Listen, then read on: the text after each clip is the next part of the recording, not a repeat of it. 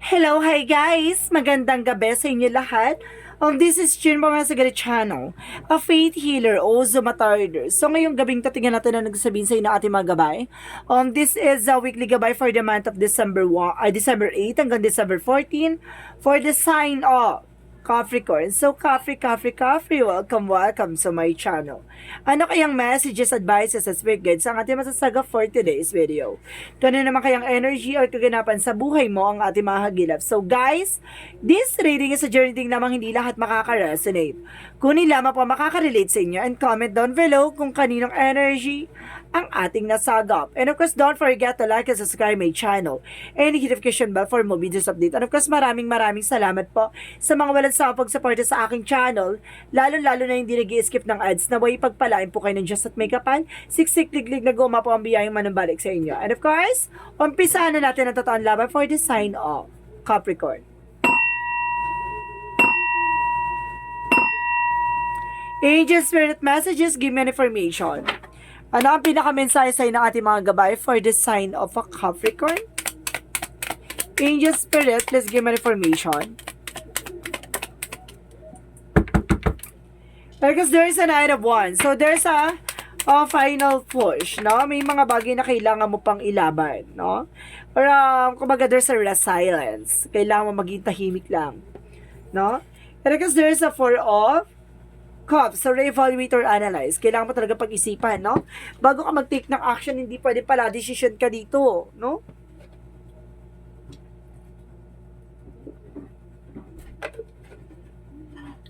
Let's see what is additional messages for Angel Spirit. And of course, there's a High Priestess. So, there's a hidden agenda or hidden enemies. So, sinasabi dito guys na, kumbaga may mga bagay na hindi mo pa alam. So, kaya kailangan pag-isipan mo, no? So, there's an answer. And of course, there's Two of Pentacles. So, there's a balance. So, kailangan maging balance ka dito. Emotional, practical, o material, no? And of course, there's a Nine of Pentacles. So, there's a blossoming abundance. Some of you, lalakas ang negosyo nyo. Or some of you guys, no, kumbaga, madadagdag yung resource of income mo. Let's see what is additional messages. And of course, there's a devil energy. So, there's a negativities, no? Titingnan natin kung ano tong angels, devil na to. Kung ano tong devil energy, no? So, let's see what is the Knight of Wands. So, there's a Knight of Cups. So, there's a wish fulfillment. So, ibig sabihin dito, may isa sa katuparan sa mga pangarap mo. And because there's a Page of Wands, there's a new fresh ideas and new plans. So, ibig sabihin, magkaroon ka ng mga bagong plano, no? Let's see what is the High Priestess. So, there's a Hierophant. So, there's a religious beliefs or something religious, no? Religious factors. Kumbaga, meron talaga dito about sa spirituality na kumbaga may mga hidden agenda or hidden enemies ka dito maaaring dapat mong malaman, no? So, let's see what is the Two of Pentacles. So, there is a Ten of Pentacles. So, there is a long-term success and long-term investment. So, ibig sabihin, magkakaroon ka ng financial stability and security dito, ha? So, let's see what is the Nine of Pentacles. So, there's an Eight of Wands. So, there's a fast communication and fast movement. Or some of you, there's a troubles na magdadala sa iyo ng financial windfall, no? And kasi para makakatulong to sa iyo talaga para lumago ang iyong negosyo o hanap buhay or yung business or trabaho, no? So, let's see what is the Devil. And of course, there's a Ten of Cups. No, may naiinggit sa pamilya mo, no? Inggitin na pamilya mo or something kukulamin ng pamilya mo. Kumbaga madalas kayo nakukulam, no? Ang inyong pamilya kasi marami naiinggit behind your back. So, let's see what is the Nine of Wands and the Nine of Cups. And of course, there's a Two of Cups. So, there's a partnership. So, ibig sabihin dito, kumbaga, pagdating na sa mga bagay-bagay na gusto mo may sa katuparan or pagdating sa mga bagay na para hindi maudlot, no? Mas maganda yung maging private ka na lang. Kasi parang sinasabi dito, napapalibutan kayo ng mga inggitera. So, let's see what is the Four of Cups and the Page of Pentacles. And because there's a Five of Wands. So, see, there's a lot of conflict or something disagreement or competitors. So, marami kakompetensya dito. So, ibig sabihin dito, lalapit to sa'yo, susubukan kang guluhin or something, susubukan ka, alamin yung kahinaan mo. So, being ano dito, kailangan maging analyze ka, no? Parang sinasabi dito, ang earth sign kasi is malakas ang pakiramdam. So, kailangan lakas ang pakiramdam mo. And I guess there is some high priestess na High priestess and of course the Hierophant represent the Eight of Pentacles. So there's a blossoming abundance for negosyo, no, or trabaho mo. Kasi there's a Ten of Pentacles here. So ibig sabihin na kumbaga magkakaroon ka na talaga may financial security ka. And kasi talaga dedikado ka sa anumang ginagawa, pinapanatili mong balance, no, pagdating sa business. So there is a 999 angels number, guys, ha. So, let's see what is the Eight of Wands and of course the Nine of Pentacles. So, there is a King of Wands. So, there is a control and stability. So, meron ditong kontrolado emotions mo, even yung territory, even yung business, no? Kaya kailangan pa natiliin kontrolado. So, let's see what is the Devil and the Ten of Cups. So, there's the Wheel of Fortune. So, some of you know, there's a destiny to happen. And of course, there's a good luck. Ibig sabihin dito, kumbaga talagang lapitin ka ng swerte, no? Talagang, kumbaga, mabilis sa'yo ang pera or something yung swerte. Kumbaga, kaya kinaiingitan ka. So, ibig sabihin sa'yo dito, kumbaga, mayroong gumagawa ng kamalasan sa'yo. Imbis na swerte yung pupasok sa'yo, kamalasan. So, ibig sabihin dito, there's a negative, may cleansing ka. Sa madaling salita, kailangan mo mag-cleansing. Or something protections, no? Kumbaga, there's a negativity with the devil energy. So, let's see what is the outcome. So, ang pinaka-outcome is the Ten of Wands. So, parang there's a lot of responsibilities, obligations, ganon. So, let's see what is additional messages. And of course, guys, there's a King of Pentacles. So, there's a secure and of course, practical pagdating sa finances. And of course, at the same time, there's a Three of Wands. So, there's a waiting for a result or waiting for a ship. May mga bagay na inaantay ka dito, no? So, let's see about sa health. Gusto ko malaman about sa health mo. Sa health, there's an, para sinasabi sa'yo dito na kailangan mong magkaroon ng confidence na kumaga, kumarap sa nararamdaman mo. So, kailangan mo magpa-check up or something. Kasi there's an indecision dito na hindi ka makapag-decision, no? Kumbaga, may some of you naguguluhan ka, na-stress ka, ganun. Kumbaga, sinasabi sa'yo dito na you need to take an action kasi nakakaramdam ka ng fear or something, takot. So, let's see what is additional messages for Love Oracle card.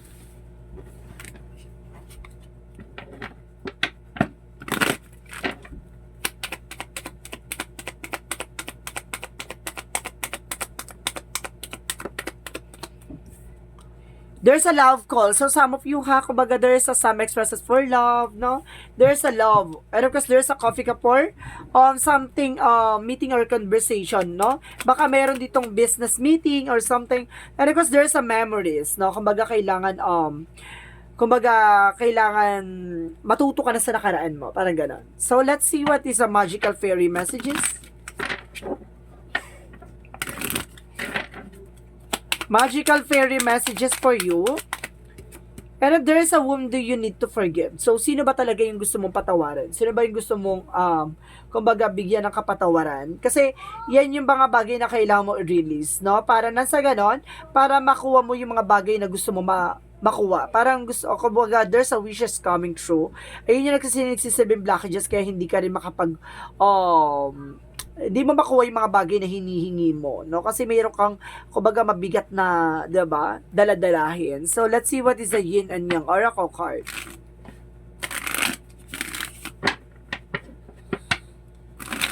So, let's see what is the Yin and Yang Oracle card. Angel Spirit Guides, give me an information.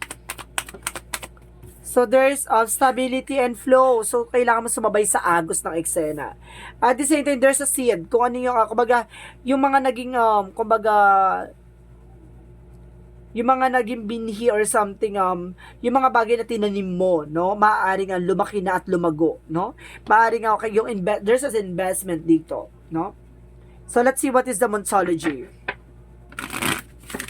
Baka nag-invest ka or something. So, this is the opportunity na dadaloy na yung pera or swerte, no? And the communication is the key. So, kailangan mo makipag-communicate. And don't let past hold you back, no? Wag mong babalikan yung mga bagay na nakaraan na, no? Kailangan mo na mag-move on.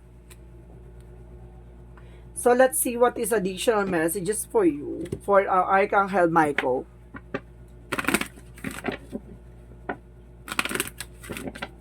For Archangel Michael messages, given information. Positive thought create a positive result. So, kailangan always think positive. No? And of course, nasa ganun para makahata ka ng swerte or something positivity. And of course, you and your loved ones are safe. So, pag yung mga mahal mo sa buhay, na safe naman daw, no? So, sinasabi talaga, lapitin ka talaga ng inggit talaga. O pati yung pamilya mo. And have confidence. So, kailangan mo magkaroon ng confident, no? Confident lang dapat. Confident and beautiful with a heart. Ganon. So, let's see what is additional messages. And there is trust the timing. So, ibig sabihin dito, trust the wave you came into. Or, no? Kumbaga, may mga bagay na para sa'yo, may mga bagay na hindi pa para sa'yo. So, magtiwala ka lang kay God. Diba? So, kung chapter mo na yan, chapter mo na yan. Diba? So, let's see what is additional messages. And because there's a full moon for complementation or para sa there's an happiness or there's an inner truth, no? At the same time, there's a fairy sport environment, no? Kumbaga, kailangan mo rin ng mga sariwang hangin. So, kailangan mo ng unwind. No? Let's see what is additional messages. And there's a caring connection. So, mayroong love life, no, dito. And because there is a door to romance. So, talaga may love life, no? Talaga may papasok na love life dito sa eksena mo na to, Capricorn. So, let's see what is additional messages. And there's a balance. So, kailangan mo maging balance, no? Balance, emotional and practical. And of course, there's a discipline. And of course, kailangan mo ng disiplina. So, let's see what is the romance angels. Let's see what is the romance angel. So, there's a true love.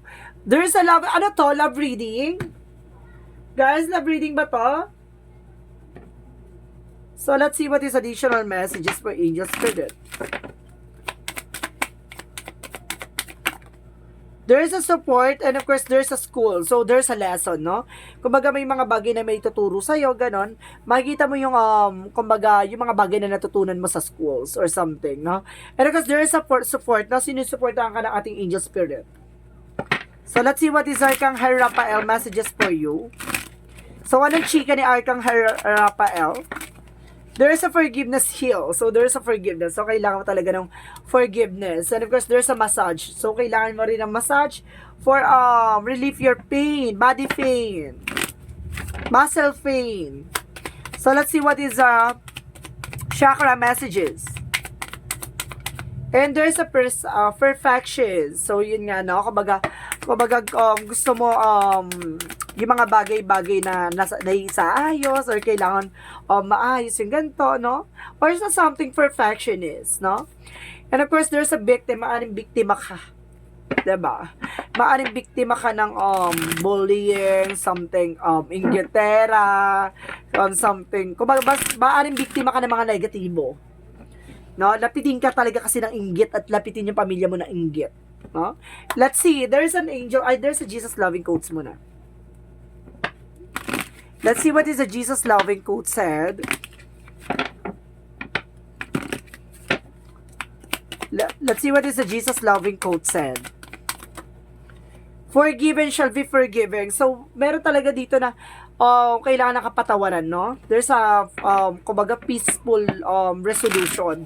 So, yun yung makakasolusyon yung mismong kumbaga kapatawaran. So, there's an angel's answer, guys.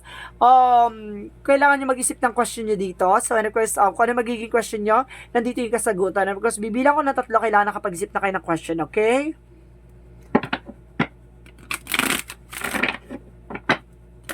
One.